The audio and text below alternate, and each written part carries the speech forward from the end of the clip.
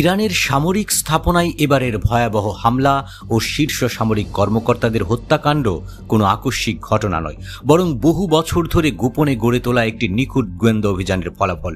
Israeli গোয়েন্দা সংস্থা Mossad এতটাই সুপরিকল্পিতভাবে ইরানের নিরাপত্তা কাঠামোয় ঢুকে পড়েছে যে তাদের অভিযান এখন ইরানের প্রতিরক্ষা ব্যবস্থাকে কার্যত ভেঙে ফেলার মতো পরিস্থিতি তৈরি করেছে। ইসরায়েলের প্রভাবশালী সংবাদ মাধ্যমগুলো জানিয়েছে, ইরানের সামরিক ঘাঁটি ও শীর্ষ সেনাদের উপর সাম্প্রতিক হামলার পেছনে রয়েছে বহু বছর ধরে গড়ে তোলা গভীর গোয়েন্দা কাঠামো। মোসাদের দাবি, তারা ইরানের নিরাপত্তা কাঠামোর ভেতরে অনুপ্রবেশ করে এমন সব তথ্য ও অবস্থান নিশ্চিত করেছে যা হামলা চালাতে তাদের সক্ষম করে তোলে। মোসাদের হয়ে গুপ্তচর বৃত্তি, ইসরায়েলের পক্ষে প্রচারণা চালানো এবং জনমতকে বিভ্রান্ত করার দায়ে ব্যাপক ধরপাকড় শুরু করেছে ইরান। এমন পরিস্থিতিতে ইরান সরকার জরুরি নির্দেশনা দিয়েছে দেশটির উচ্চপদস্থ কর্মকর্তা ও নিরাপত্তা সদস্যদের তারা যেন ইন্টারনেট সংযুক্ত স্মার্টফোন ব্যবহার না করে। উদ্দেশ্য ইসরায়েলি সাইবার হ্যাকিংয়ের হাত থেকে তথ্য সুরক্ষিত রাখা। পাশাপাশি গোয়েন্দা সংস্থা জনগণকে আহ্বান জানিয়েছে, গত কয়েক বছরে কেউ কোনো ভবন, ব্যক্তি বা প্রতিষ্ঠানের কাছে ভাড়া দিলে তার বিস্তারিত তথ্য যেন সরকারকে জানানো হয়। এতে করে সম্ভাব্য গোপন ঘাঁটি শনাক্ত করা সহজ হবে। হামলার পরপরই অ্যাসোসিয়েটেড প্রেস 17 জুন প্রকাশিত এক প্রতিবেদনে জানায়, মোসাদ ও ইসরায়েলি সেনাবাহিনীর কমপক্ষে 10 জন কর্মকর্তার সাক্ষাৎকারে উঠে এসেছে কিভাবে মানব গোয়েন্দা ও কৃত্রিম বুদ্ধিমত্তা একসঙ্গে ব্যবহার করে ইরানে লক্ষ্যবস্তুতে আঘাত হানা হয়েছে। তাদের ভাষ্যমতে এই প্রযুক্তিগত সহযোগিতায় ইরানের আকাশ প্রতিরক্ষা ব্যবস্থা কার্যত অচল হয়ে পড়ে।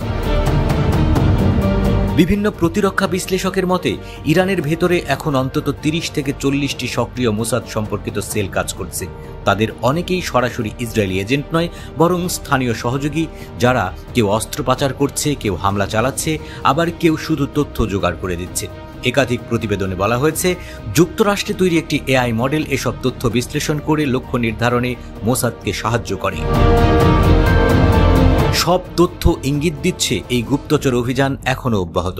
মাত্র কয়েকদিনের ব্যবধানে কুদস বাহিনীর শীর্ষ 2 কর্মকর্তা সাইদ ইজাদি ও বেনাম শাহরিরি নিহত হয়েছেন, যার পেছনেও মোসাদের হাত রয়েছে বলে ইসরায়েলি সূত্র দাবি করেছে। তাদের অবস্থান নির্ধারণ করেছে ইরানে সক্রিয় ইসরায়েলি গোয়েন্দা নেটওয়ার্ক। এর আগে মেজর জেনারেল আলী সাদমানি নিহত হন। 1979 সালের ইসলামী বিপ্লবের পর থেকেই ইসরায়েল ইরানে বিচিত্র রকম গুপ্তচর বৃত্তি, হ্যাকিং, নাশকতা এবং হত্যাকাণ্ড চালিয়ে আসছে। 2024 সালের নভেম্বরে ইরানের সর্বোচ্চ নেতা আয়াতুল্লাহ আলী খামেনির উপদেষ্টা আলী লারিজানি স্বীকার করেন, সাম্প্রতিক বছরগুলোতে ইরানে ইসরায়েলি অনুপ্রবেশ ভয়াবহ রকম বেড়ে গেছে।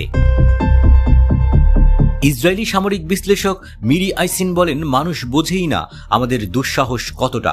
কেউ যদি ইন্টারনেট সংযুক্ত যন্ত্র থেকে পুরোপুরি নিজেকে বিচ্ছিন্ন না করে, আমরা তাকে খুঁজে নিতে পারি। আমরা যে কাউকে হাতের নাগালে পেতে পারি।